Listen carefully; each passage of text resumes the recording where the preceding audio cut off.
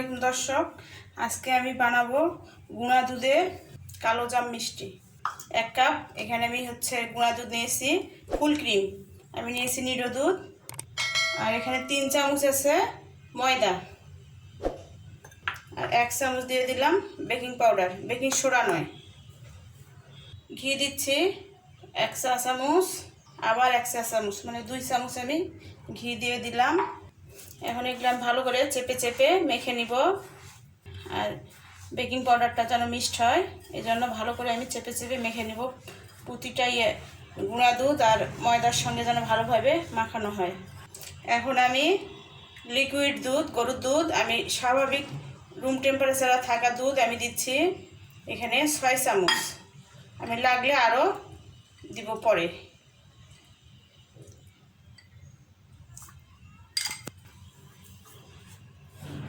আমার আরও লাগবে, আমি দিয়ে দিচ্ছি।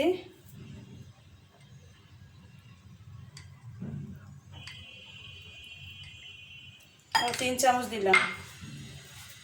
এটা একদম শক্ত ড্রো হবে না, নরম একটা ড্রো হবে, চ্যাটচ্যাটে। আরও 2 চামচ আমি দিচ্ছি।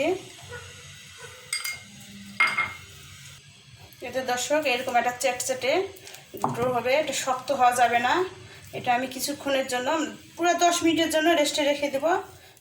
দর্শক আমার ডোটা অনেকটা সেট হয়ে আসছে, শক্ত হয়ে আসছে। এখন আমি হাতে একটু ঘি মেখে নেব, হাতে একটু ঘি মেখে নিচ্ছি। আমি ছোট ছোট শেপ দেব। এই তো দর্শক আমি লম্বা শেপ দিচ্ছি, কালো জাম ঠিক জামের সমান, এর থেকে বড় দিব না, এটা ফুলে আরো বড় হয়ে যাবে। রেখে দিলাম। এই তো দর্শক আমার মিষ্টি রেডি হয়ে গেছে, এখন চলেন ভাজা যাক।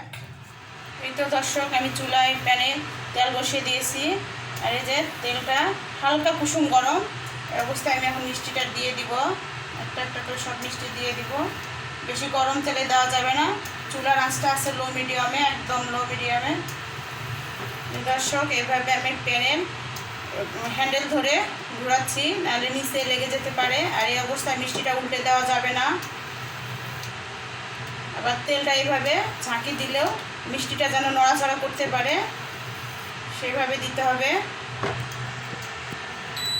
এই তো দর্শক দেখতেছেন মিষ্টিটা অনেকটা ভেসে উঠছে আর ফুলতেছে। বারবার উল্টে পাল্টে দিয়ে ভেজে নিব। দর্শক এই যে বাদামি কালার হয়ে আসছে, এখন অনবরত মানে বারবার উল্টে দিতে হবে, নাহলে এক সাইডে ভালো করে ভাজা হবে, আরেক সাইডে হবে না, কাঁচা থেকে যাবে। যেন বারবার ঘুরে ঘুরে দিতে হবে মিষ্টিগুলোকে। দর্শক বাদামি কালার হয়ে আসছে, কড়া বাদামি, আর একটু ভাজবো। এটা পুরা ভাজা হইতে আমার 8 থেকে 9 মিনিট লাগবে। এই তো দর্শক মিষ্টিটা হয়ে আসছে, আমার পুরো 9 মিনিট লাগলো মিষ্টিটা ভাজতে। এখন আমি উঠাই নিব, এর বেশি আর করবো না। কিছুক্ষণ রাখার পরে এমনিতে আরও কালারটা আরও গাঢ় হয়ে যাবে। আমি এখন উঠে নিচ্ছি। দর্শক আমি 10 মিনিট পর মিষ্টিটা সেরাই ভিজাবো, ততক্ষণ আমি হালকা কুসুম ঠান্ডা করার জন্য রেখে দিলাম। আমি এই 10 মিনিটের ফাঁকে আমি পানি বসে দিয়ে দিচ্ছি চুলায়, 4 গ্লাসে, 1 গ্লাস দিয়ে 4 গ্লাস পানি, আর আমি দিলাম 1 গ্লাস চিনি।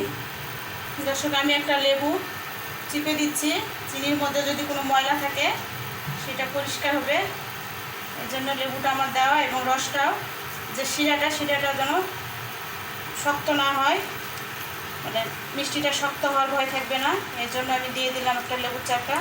আমি কোনো সাদা এলাচ, দারুচিনি কিছুই ব্যবহার করব না।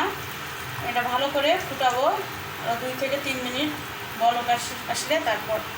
তো দর্শক পানি বলক চলে আসছে, আমি মিষ্টিগুলো দিয়ে দিচ্ছি, দিয়ে একটু উল্টে পাল্টে দিয়ে দিব।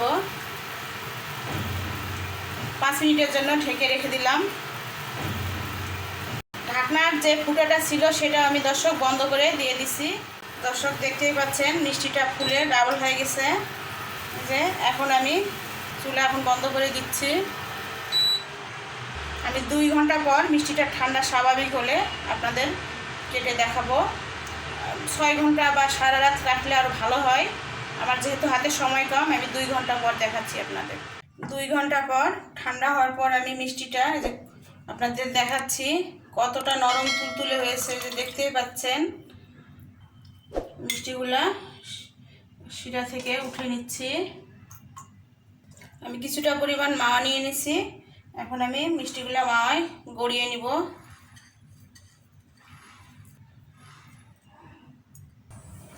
এটা দর্শক আমার মাওয়া দিয়ে গড়ানো রেডি। ছানা করা ঝামেলা ছাড়াই গুঁড়া দুধের কালোজাম মিষ্টি খেতে অনেক মজা। আমি আপনাদের একটা কেটে দেখাচ্ছি। এটা দর্শক আমি মিষ্টিটা আপনাদের কেটে দেখাচ্ছি কতটা সফট হয়েছে আর কতটা রসালো, এই যে দেখতেই পাচ্ছেন। খেতে কিন্তু অনেক মজা, আপনারাও বানাবেন, খাবেন। দর্শক আমার রেসিপিটা যদি আপনাদের ভালো লাগে অবশ্যই আমার চ্যানেলটা সাবস্ক্রাইব করে আমার পাশে থাকবেন, একটা লাইক দিবেন, কমেন্ট করবেন, শেয়ার করবেন। আসসালামু আলাইকুম।